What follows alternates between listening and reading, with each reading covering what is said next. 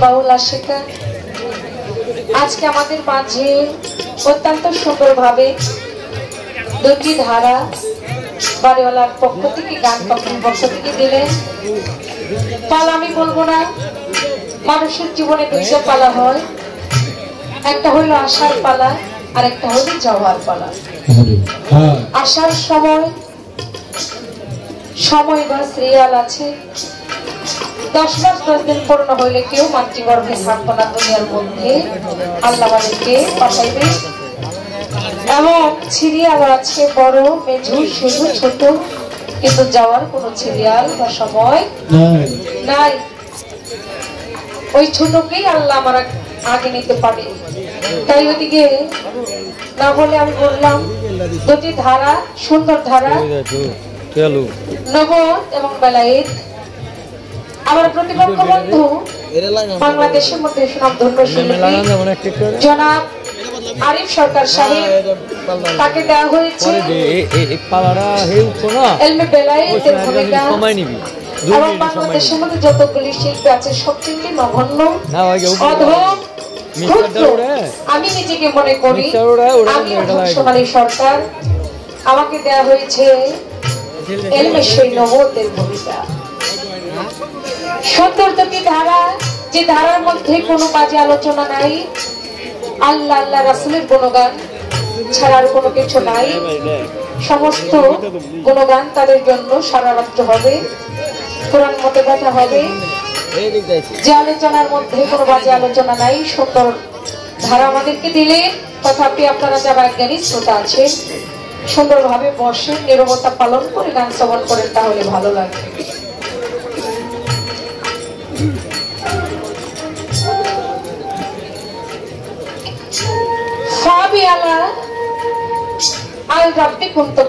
তুমি আমার কোন সৃষ্টিকে অস্বীকার করো?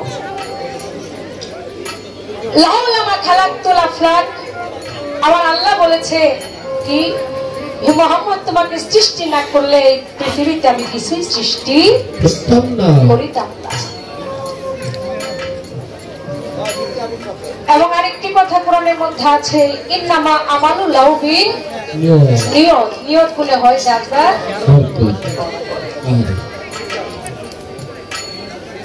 বাবা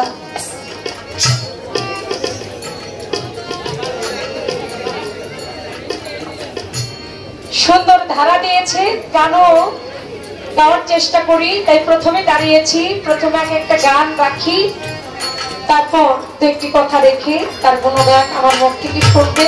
তুমি যা বলো।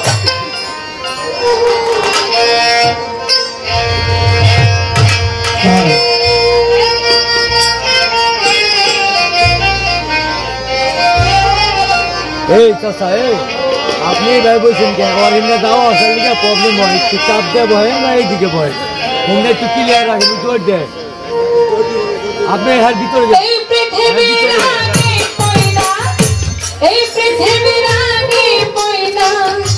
ছেলে নাওয়া রাসূলুল্লাহ ইয়া মুহাম্মদ হাবিবাল্লাহ, ইয়া মুহাম্মদ রাসূলুল্লাহ, ইয়া মুহাম্মদ হাবিবাল্লাহ।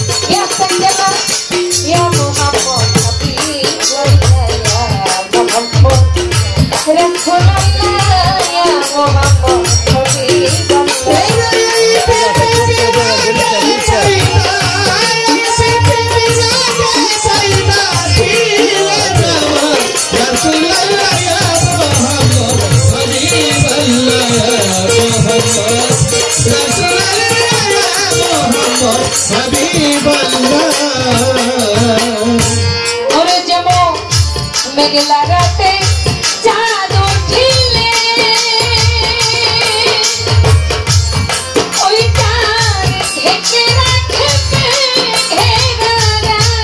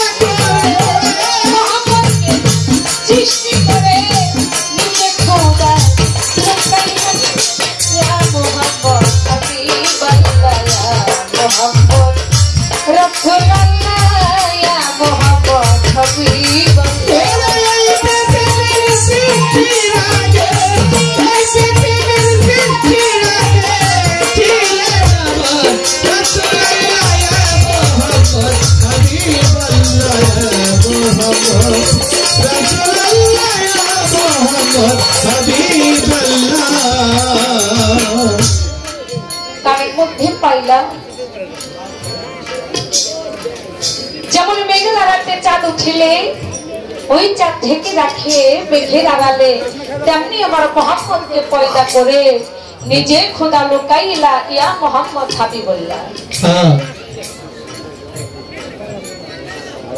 একদিন জিবরাইল আলাইহিস সালাম আমার নবীর খোঁজ করিতে আমার নবীর বাড়ি যায়।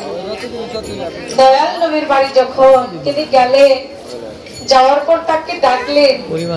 ডাকার পর দরজা খুলে মা ফাতেমা বাহির হয়ে তাকে দেখে বলে, কেন আসছেন? বলে যে তোমার বাবার কাছে আসছিলাম। ছোট কাকা বসেন, আমার বাবাই তো বাড়িতে নাই। জিবরাইলের কথা জিবরাইল মনে মনে কয়, যার বাবাকে আমি দুনিয়ার মধ্যে আনলাম আমার কয় ছোট কাকা, কিন্তু আমার নবীর মেয়ে তো এর জন্য জিবরাইল কিছু বলতে পারে না। তাই জিবরাইল বলে, ঠিক আছে আমি অন্য সময় আসবো, এখন আমি তাকে খুঁজতে আসছিলাম, আমি আসি। এই বলে মনটা মলিন করে জিবরাইল চলে গেলেন। যাওয়ার পর রাস্তা দিয়ে যাইতে যাইতে আমার দয়াল নবীজির সাথে দেখা হয়ে গেছে। যখন নবীর সাথে দেখা হয়েছে, আমার নবীকে সালাম ভেজিয়ে বলছে প্রথমে যে আপনার কাছে আমি বিচার একটা চাই। আমার নবীজির সামনে যে প্রত্যেকটা দিন যে কোনো সময় যায়, তার ওই মনটা ওই মুখটা এরকম মলিন থাকে না। তাই আমার নবী আগে বলে, ও জিবরাইল, আজকে তোমার মনটা ভারী কেন, মুখটা মলিন কেন, কি হয়েছে তোমার? আমার মুখটা মলিন কেন? হুজুর আপনার কাছে বিচার আমি চাই। মা ফাতেমা আমাকে ছোট কাকা কইলো, সেটার বিচার আগে আপনি করবেন। ঠিক আছে আমি বিচার করবো। তাহলে বিচারের আগে তোমাকে বলি কি, তোমার যে কত বয়স হয়েছে সেই সংখ্যাটা কি তোমার মনে আছে? ও জিবরাইল, তোমার যে বয়স কত বছর হয়েছে? জিবরাইল কয়, আমার তো বয়সের সংখ্যাটা মনে নাই, তবে বয়সের পরিমাণটা আমি একটা নমুনা আপনাকে দিতে পারি। বলে কি নমুনা? যে পৃথিবীর সৃষ্টির আগে একটা তারা 70,000 বার উঠতে এবং 70,000 বার ডুবতে, 70,000 বার উঠতে এবং 70,000 বার ডুবতে আমি দেখেছি। তখন আমার নবী তাকে ডাক দিয়ে বলে, ও জিবরাইল আসো, আমার কাছে আসো। চাদরটা উঠাইয়া কই, দেখো তো এই তারাটাই সেই তারাটা কিনা। তখন জিবরাইল বলেছিল, আমি আমার জাতের কসম খাই, আমি আমার খোদার কসম খাই, ও নবী আপনার কসম খাই, এই তারাটাই সেই তারাটা, এই তারাটাই সেই তারাটা। কই দেখো এই তারাই সেই তারা, এই তারার মধ্যে আমরা তথা পাক পাঞ্জাতনের যে 5 জন, তাহলে আমার যে 2টা নাতি আছে ছোট, ইমাম হাসান ইমাম হোসেন আলাইহিস সালাম, তারাও তোমার বয়সে বড়। চিন্তা করে দেখেন। এবার আমি নমতে একটা খানিক একটা পরিচয় দিলাম, আপনার বেলাইতে এরকম কোন পরিচয় থাকলে একটু দিন।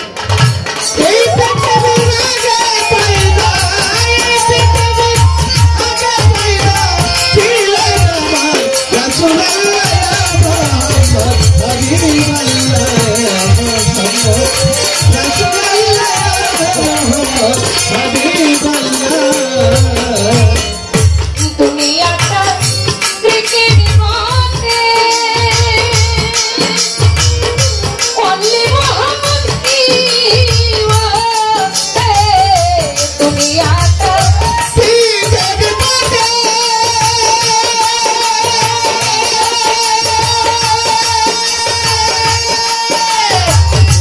অনলি মোহাম্মদ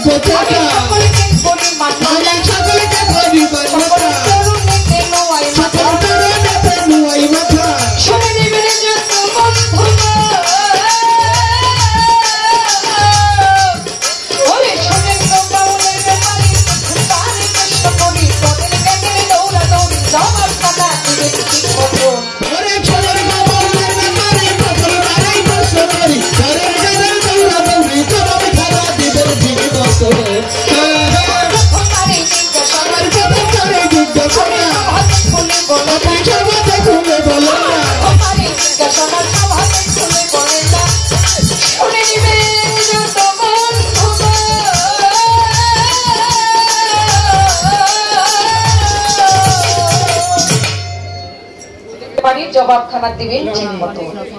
করেন জ্ঞানের দৌড়াদৌড়ি। প্রশ্ন সহজ হোক কঠিন হোক, যেটা সঠিক একটা সমাধান দিতে গেলে জ্ঞানের একটা দৌড়াদৌড়ি দরকার আছে। আসতে না বাবা? তাহলে আসতে আপনার কাছে প্রশ্ন আমার জানার থাকবে, আপনি বলবেন আদম হতে পর্যন্ত যত নবী এসেছে দেখা যায় এই নবুয়তের আইন চালু হয়ে আসছে না বাবা? আইন মতো প্রথা মতো আইন মতো আসে, যেমন তাওরাত, জবুর, ইনজিল, কুরআন। এখনো দেখা যায় এই যে মুসলিম রাষ্ট্রটা, মুসলিম কান্ট্রিটা সমস্ত কিছু এই নবুয়তের আইনে চলতেছে, আছে কিনা? নবুয়তের আইনে চলতেছে না?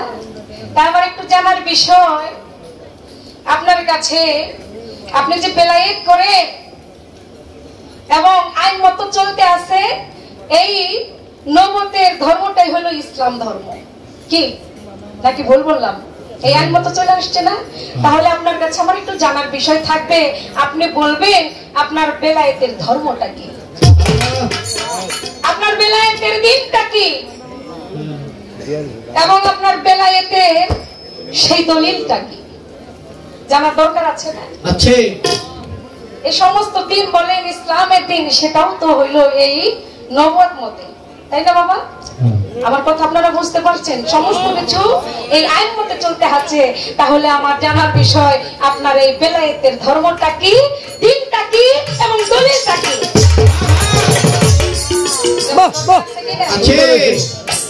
এটা কি দলিল মতো নাকি দলিল ছাড়াই? যদি থাকে তাহলে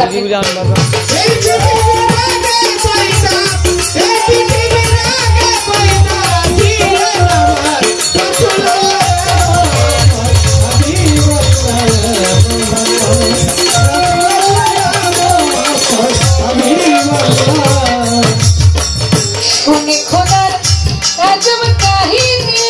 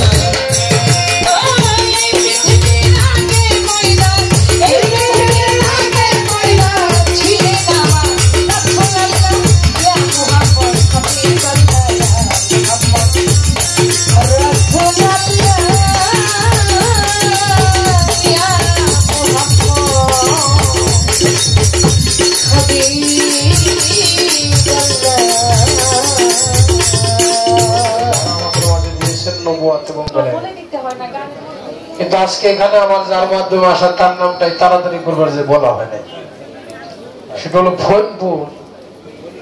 আমার একজন বন্ধু, আমার মনির ভাই, তার বোনের বাড়ি এখানে না, আর শ্বশুর বাড়ি বোনের বাড়ি। যাই হোক, তাদের মাধ্যমে গত 15 দিন গান গেলাম আমি আর জ্যোতি সরকারি যে পাতিল ঝাপ, তখন ফোনের মাধ্যমে বাইনাটা হয় একদিন আগে। অনুষ্ঠানটা বোধহয় হওয়ার কথা ছিল না, হঠাৎ করে অনুষ্ঠানটা আমাদের মাঝে উদয় হয়ে গেছে যে এইটা একটা বেলায়েতি পাওয়া।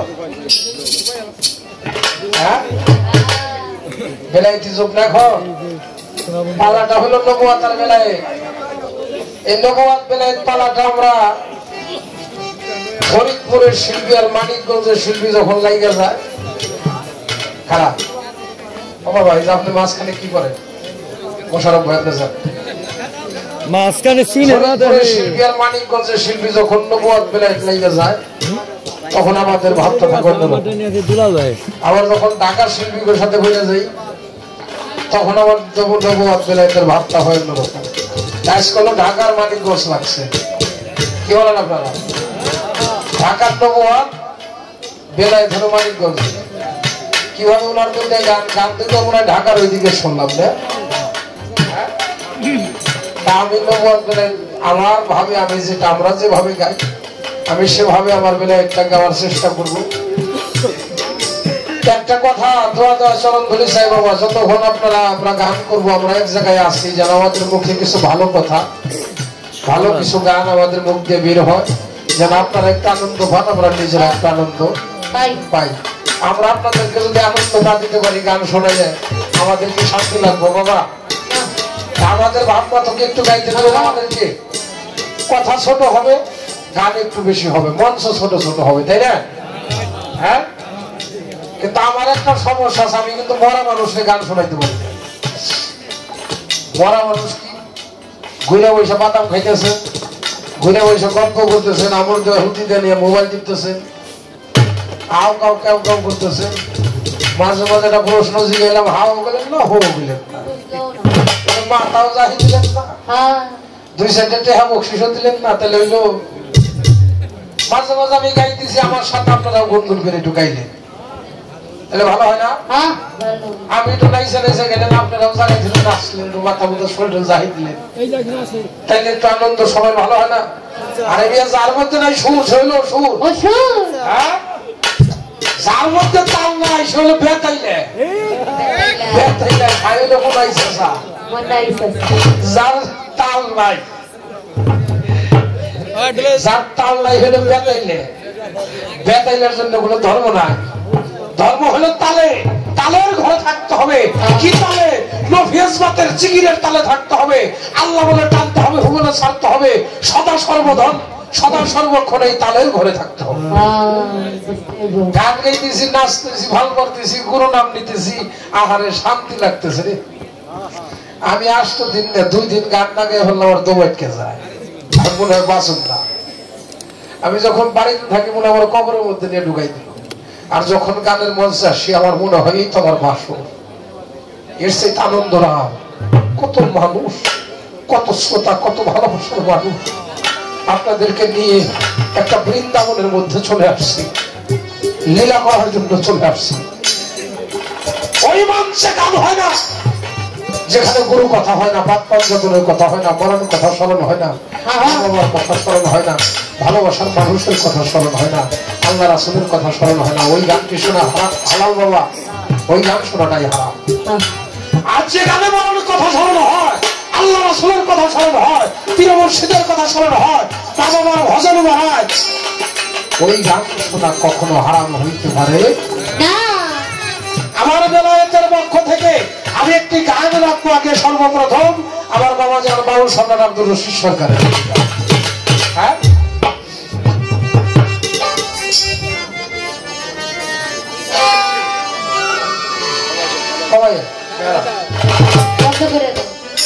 ওরে বেলায়েতের ইনসান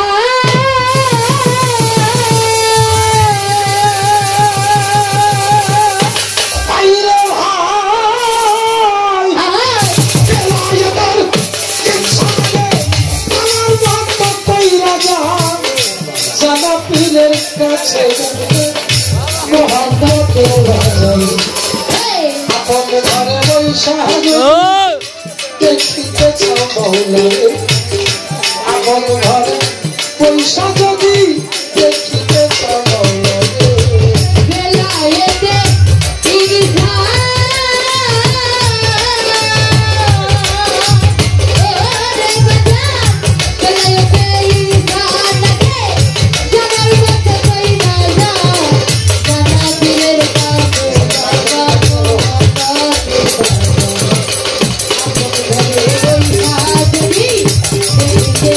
Thank you.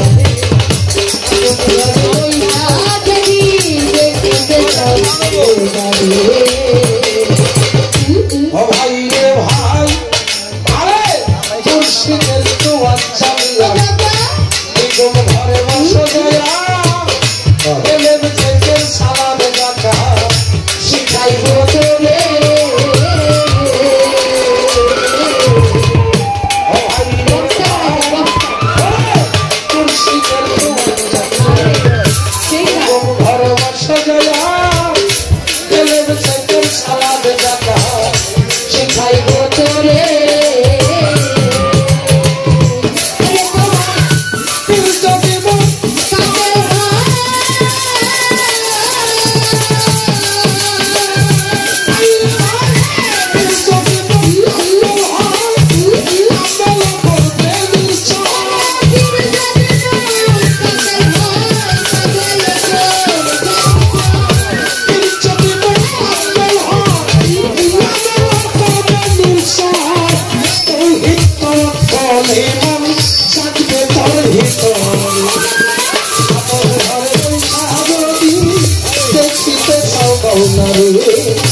আপন ঘরে পয়সা যদি দেখিলে সৌভাগ্য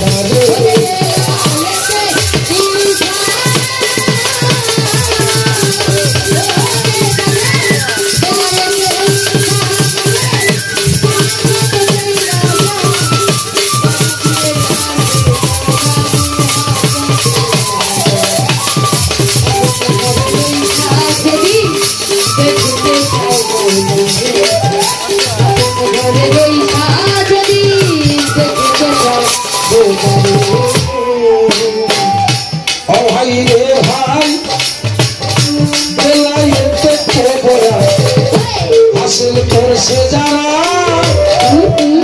থাকিয়া নিজে ইমানদার করে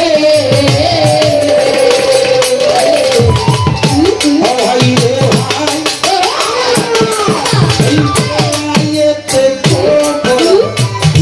কায়েম করছে যারা মজুদ থাকিয়া নিজে ইমানদার করে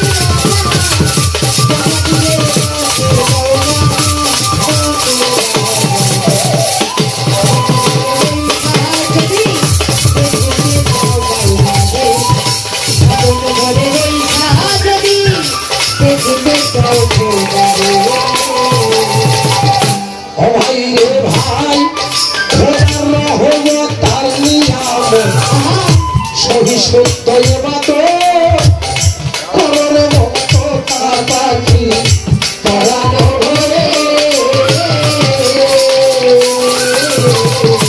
ও ভাই রে ভাই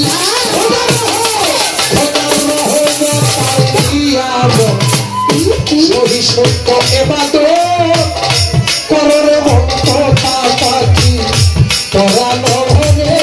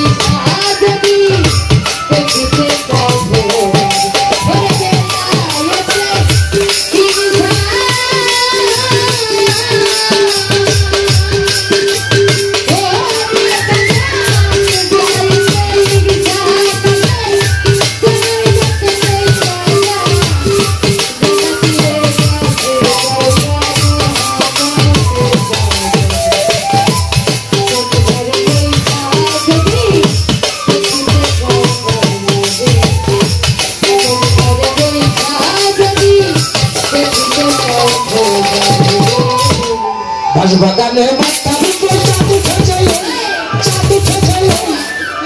আমার সব বলা আজরাতি দিতো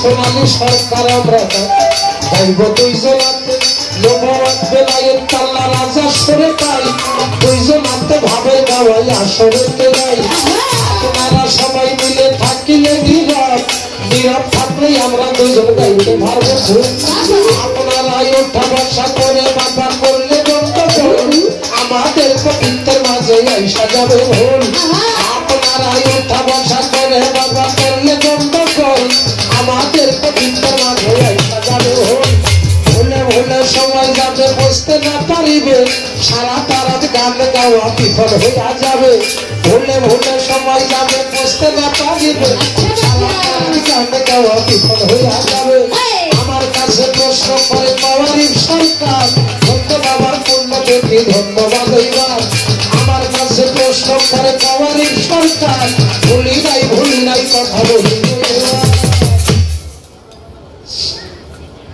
কি প্রশ্ন ওনার নবুয়তের একটা পরিচয় দিলেন দয়াল নবীর একটু কথা বলার সময় দিবেন আপনারা হ্যাঁ জিবরাইল যাই আবার মা হাতে পরে ছোট চাচা গেল বাবা এটি একটু কমাই রাখো এই মাইকটা যেন না কাটে আমার ভয় ঢুকে গেছে একবারে যদি চলে যায় ওইটা তুমি আইসে একটু কমাই রাখবা মা হাতে পরে যাইয়া মা ফাতেমা জিবরাইলকে ছোট চাচা হয়ে গেল জিবরাইল মন খারাপ করে চলে গেল তার পৃষ্ঠদেশে দয়াল নবীর পৃষ্ঠদেশে দেখলেন তারা আমি ৭০,০০০ বছর উঠতে ৭০,০০০ বছর ডুবতে দেখছি এরকম ৭০,০০০ বছর দেখছি পৃষ্ঠদেশে যে বললেন হ্যাঁ আমি এইটাই আপনার পৃষ্ঠদেশে যা দেখছি আমি ওই আকাশের গায়ে তাই দেখছি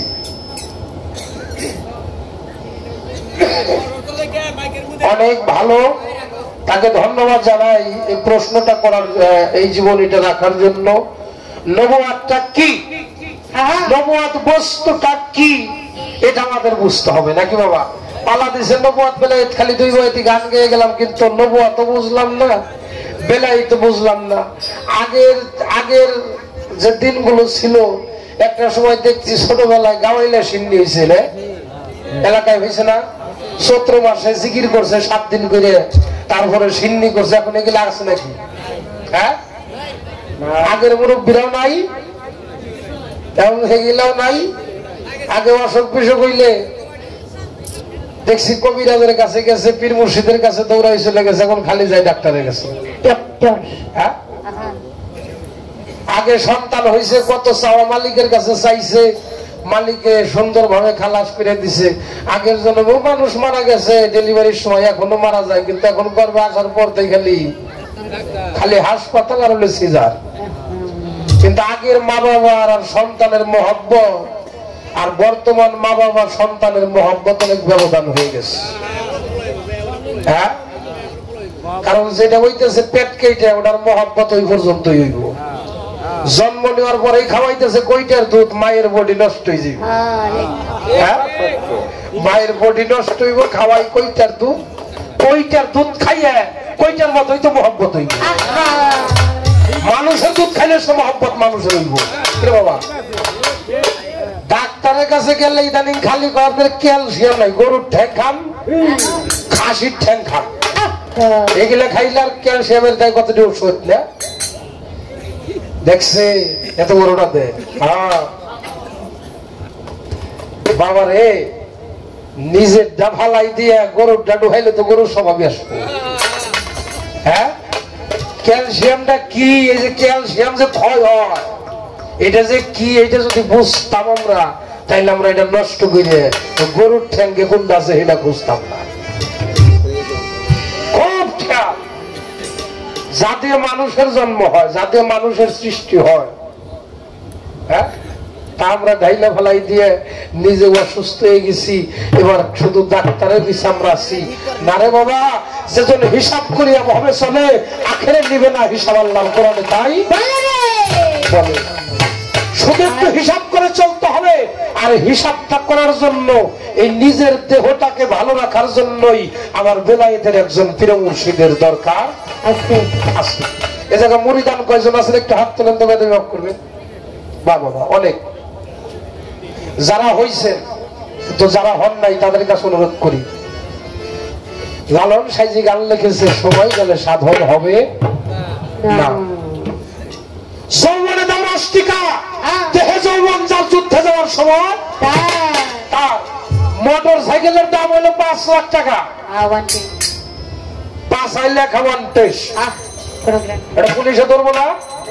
আল্লাহ মানুষের জবান খুলে দাও, ধরবো কিনা? মোটর সাইকেলের দাম হলো 35,000। পিছের নাম্বার প্লেটও আছে, কাগজ পাতি আছে, হেলমেটও আছে, ড্রাইভিং লাইসেন্স আছে, তারা কি পুলিশে ধরবো? এরকম অনেক মানুষ আছে, তারা এত তত্ত্ব জানে, এত হাদিস কোরআন জানে, কিন্তু তাকে 5 লাখ 1 তত্ত্ব জানে, বুঝে, সবকিছু মানে, খালি মুড়ি দেব না। এগুলা না, তরিকতের মধ্যে আসতে হবে, তরিকতের মধ্যে ডুব দিতে হবে। তরিকতের মধ্যে না গেলে কখনো তরিবাদ হওয়া যাবে না। আমার বেলায়েতটা কি? বর্তমান যুগটাই আমার বেলায়েত। আমার দয়াল নবী, নবী হলো খাতেমুন নবী। আমার নবীর পর আর কোন নবী আসে? আমার নবী প্রথম নবী হযরত মুহাম্মদ সাল্লাল্লাহু আলাইহি ওয়াসাল্লাম। আমার নবী শেষ নবী, খাতেমুন নবী। নবীর পরে আর কোন নবী আসে নাই। নবীর পরে যদি কোন নবী আসতো, এই দুনিয়ার বুকে আগে আসতো বড় বীর আব্দুল কাদের জিলানী রাহমাতুল্লাহ আলাইহি বাহুবলীর। কিন্তু ঈদে গাদিরে ঘুমের মধ্যে, সেই জায়গাটার মধ্যে আমার দয়াল নবী বলল 1.5 লক্ষ মুসলমান ছিল, জামা হতে নবুয়তি খতম, আসবে বেলায়েতি যুগ, বেলায়েতি যুগের সরকার বানায় গেলাম মাওলা আলীকে। সুবহানাল্লাহ, সুবহানাল্লাহ। মান কুনতুম মাওলা ফাহাজালিউল মাওলা, আমি যার মাওলা, আজ হতে হযরত আলী তাদের মাওলা। সুবহানাল্লাহ।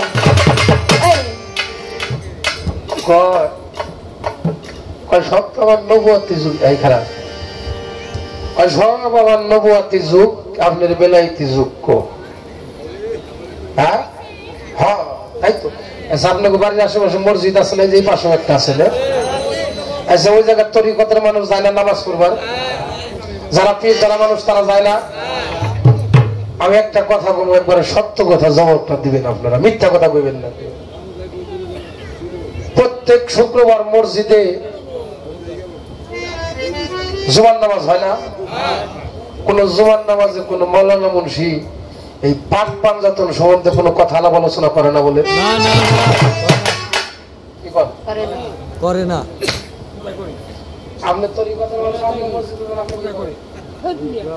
আপনি তারা কইতে পারেন না যে একটু তরিকতের আলাপ আলোচনা করেন? হ্যাঁ, আর আমি তরিকতের মানুষ মসজিদে যায় না, তারা করে না। তরিকতের মানুষ যদি ঠিক মতো মসজিদ করে যাইতো, ঠিক মতো যদি শরীয়তের কর্মটা করতো, নামাজটা পড়তো, তাইলে আজকে মসজিদে মসজিদে আমার দয়াল নবীর নামে দরুদ কি এমন হইতো, পাক পাঞ্জাতনের কথাও মসজিদ মসজিদে। কি বল আপনারা? তরিকতের মানুষ যায় না, হিংসা করে যায় না, কি বুঝে যায় না ওটা তারাই জানে, কিন্তু আমি কিন্তু যাই, আমরা সবাই যাই। মাঝে মাঝে যাইতে হয়, দেখতে হয় যে মানুষটারে বেতন করে রাখলাম সে কি ধর্মটা আমাদেরকে বোঝাইতেছে। সারা জীবন নামাজ পড়ে যদি দেহ করো কাটটা, দেহ করো ফালা, সেজন্য হলো ভাইয়া পাক পাঞ্জাতনের উপরে মহব্বত রাখলো না। এই পাক পাঞ্জাতনের মানুষ যারা, আমার বেলায়েতের মানুষ যারা, তারা আমার পাক পাঞ্জাতন ভালোবাসে, আমার দয়াল নবী মাওলা আলী, মা ফাতেমা, ইমাম হাসান হোসেনকে তারা ভালোবাসে, তারা মহব্বত করে, তাদের প্রেমে ফানা হয়ে তারা জীবনটাও বিলীন করে দিতে পারে। সুবহানাল্লাহ, সুবহানাল্লাহ। বেলায়েতে তো বেলায়েতের ধর্ম কি? ধর্ম ইসলাম। যে জায়গা আছে শান্তি সেখানে আছে ইসলাম, যে জায়গা শান্তি নাই সেখানে কোনো ধর্ম নাই। মানবতাই পরম ধর্ম, যার মানবতা নাই তার কিসের ধর্ম? রাস্তার পাশে এক হিন্দু অ্যাক্সিডেন্ট করে বইরে রয়েছে, আপনি মুসলমান, খারাপ লাগে নাকি বাজানটা? এক হিন্দু অ্যাক্সিডেন্ট করে পড়ে রয়েছে, আপনি মুসলমান, আপনি যাইতেছেন, আপনার সামনে পড়ে গেছে, আসছে, আপনি কি আগে জিগাইবেন যে আপনি কি হিন্দু না মুসলমান, না আগে হাসপাতালে নিবেন? তাহলে ওই জায়গায় আমার ধর্ম আছে। আর যদি যে জিজ্ঞান আপনি হিন্দু না মুসলমান, যদি মুসলমান হন তাহলে হাসপাতালে নিব, হিন্দু নিলে গাইতে ধুয়ে যাবো, তাহলে তাহলে জায়গা ধর্ম নাই। সমস্ত ধর্মের ঊর্ধ্বে হলো ইসলাম ধর্ম। আর এই ইসলাম ধর্মের মধ্যেই এই নবুয়াত বেলায়েত, নবীর খতম হয়ে গেছে, খাতেমান নবী, নবী আর আসবে না, আসছে বেলায়েতি যুগ। বর্তমানে যুগটা হলো বেলায়েতি যুগ, বেলায়েতি যুগটা হলো পীর মুর্শিদ ওলিয়া উলিয়ার যুগ। এই পর্যন্ত ছোট কথাই আমি জবাব দিয়ে যাই। আমার আম্মা জানের কাছে আমি প্রশ্ন করতেছি, লাগে না জান দৌড়া দৌড়ি, আম্মার কাছে প্রশ্ন করি, লাগে না জান দৌড়া দৌড়ি, আপনার কাছে প্রশ্ন করি, লাগে না জান দৌড়া দৌড়ি। সোনালী সরকার অনেকদিনে পরে পাইছি, আজকে দুইটা করে প্রশ্ন হইতো না, একটা কোনটা?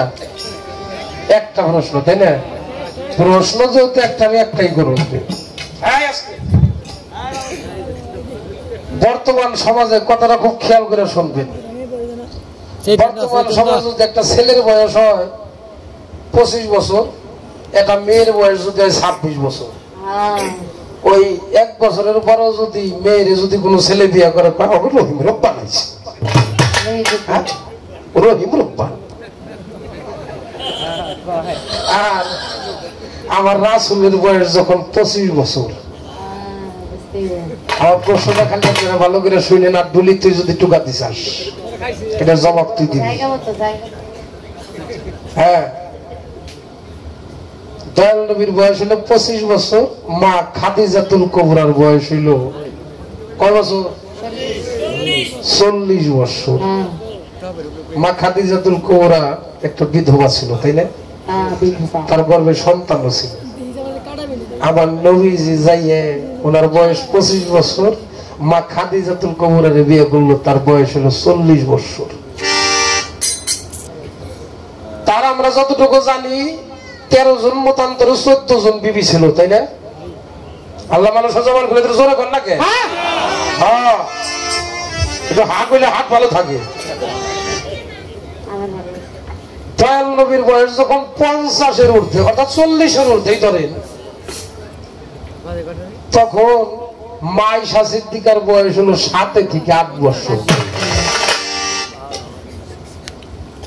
এই মা আয়েশা সিদ্দিকার যে আমার দয়াল নবী বিবাহ করলো, ওনার বয়স 40-এর উপরে, মা আয়েশা সিদ্দিকার বয়স হলো 7 থেকে 8 বছর, তাহলে শিশু।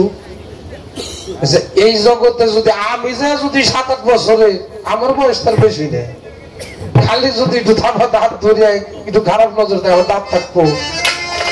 হ্যাঁ, যারে সৃষ্টি না করলে আল্লাহ কোনো কিছু সৃষ্টি করতো না। উনি 25 বছর বয়সে 40 বছরের মা খাদিজাতুল কুবরার বিয়ে করলো। এখানে একটা হাকিকত আছে, কারণটা কি? আল্লাহর বয়স যখন 40-এর ঊর্ধ্বে, তখন মা আয়েশা সিদ্দিকাকে বিয়ে করলো তার 7 থেকে 8 বছর বয়সে। এর মধ্যে হাকিকতটাকে নবুয়াতের কর্মটা ছিল কি? কি বলেন? এই প্রশ্নকে আগে শুনছেন আপনারা? অনেকেই শুনছেন, অনেকেই শোনেন নাই, কিন্তু আজকে আমরা একটু ভালো করে শুনতে চাই। এই প্রশ্নের জবাব চান কারা কারা? ওই যে দেখেন আমরা জান ভাই আসতে, ওই দেখেন সবাই কিন্তু চাইছে। এই প্রশ্নের জবাব না ফিরে যাইবেন না। প্রশ্ন একটাই, এটা কোন নবুয়াত? আমার দয়াল নবীর কি নবুয়াত দেখে মা খাদিজাতুল কুবরা সেদিন পাগল হয়েছিল, এবং এর হাকিকতটা কি?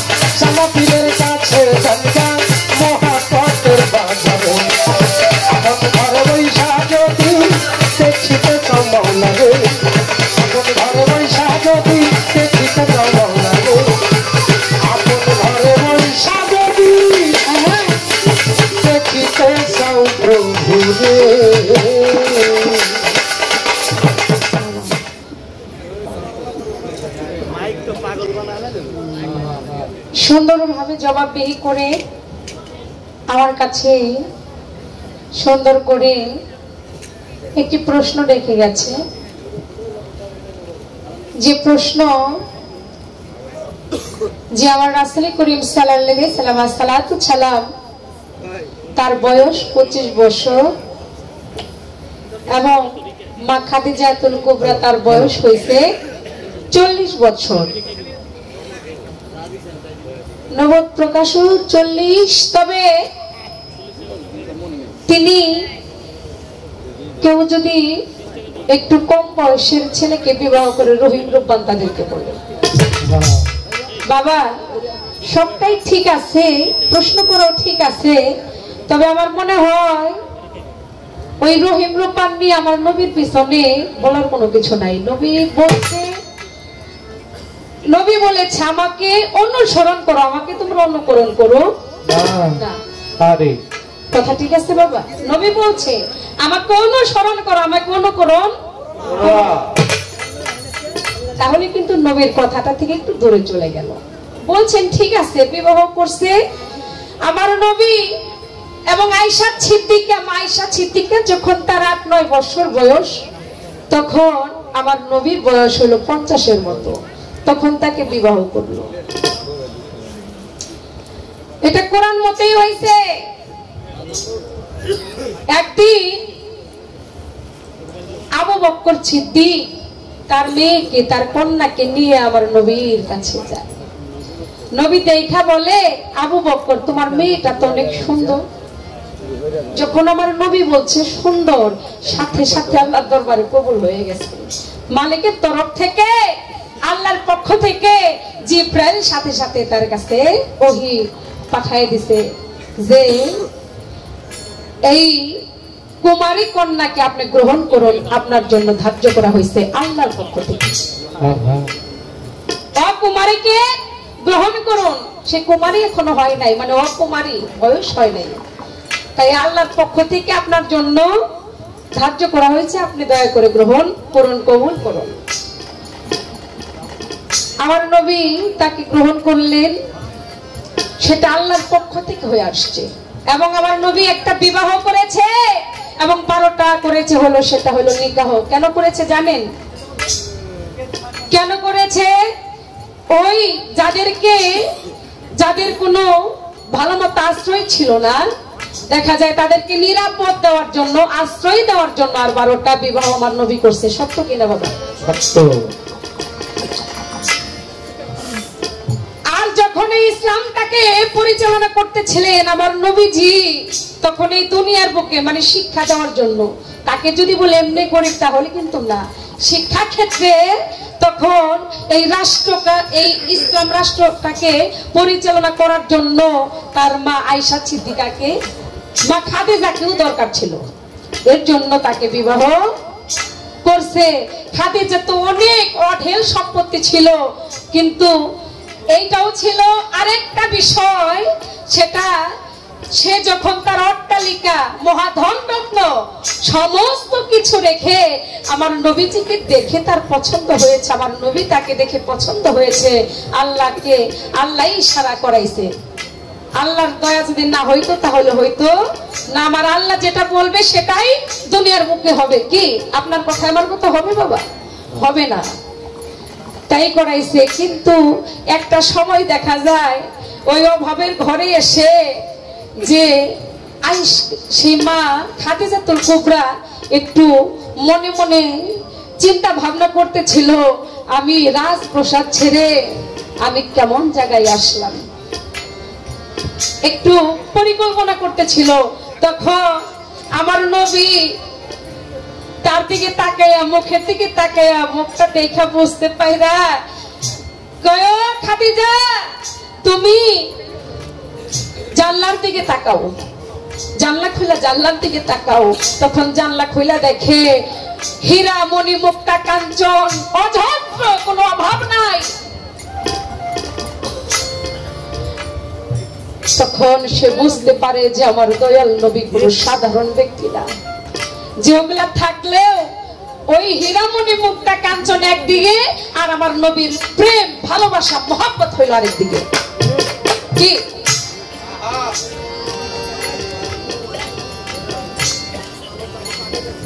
এবং তার কিছু যে তার উপরে সর্পে দেখা যায়, সর্প আইসা ছায়া দিত, মেঘ আইসা ছায়া দিত, তারও কিছু নিদর্শন দেখেছিলেন। এর জন্য তাকে ভালোবেসে তারা বিবাহ করেছিল। আজকে বাবা আপনারা যদি কথা বলেন তাহলে কথা কিন্তু হবে না। আমার কথা কি আপনাদের খারাপ লাগতেছে বাবা? যদি না লাগে তাহলে দয়া করে নীরবতা পালন করেন। একদিন আয়েশা সিদ্দিকা মানে একটু অন্তরঙ্গের জন্য আমার নবীকে ভালো লাগতে ছিল, যে পাশে থাকলে অনেক সময় দেখবেন মনের মানুষ কাছে থাকলে ভালো লাগে, লাগে না? দূরে গেলে ভালো লাগে না।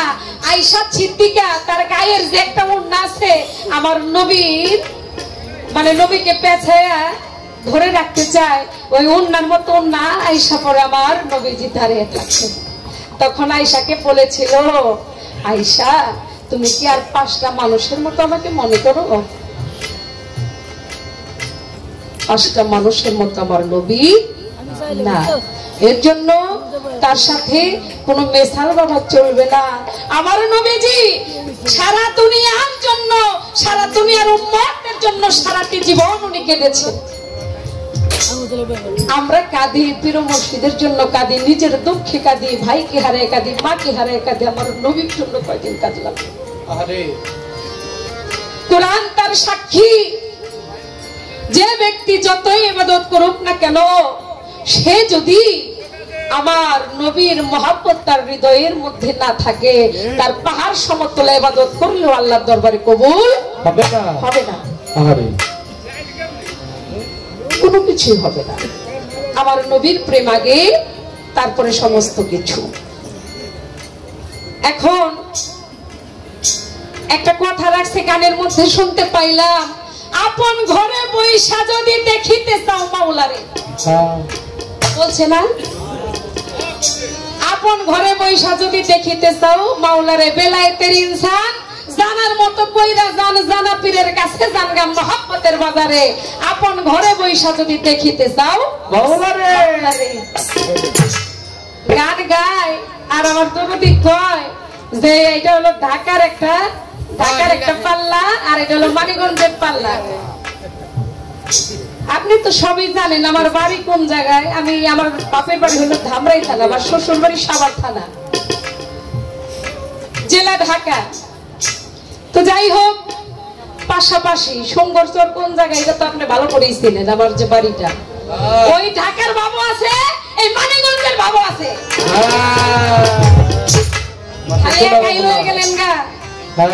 পরিচয়টা দেওয়ার পরও ধামরাই থানার আমি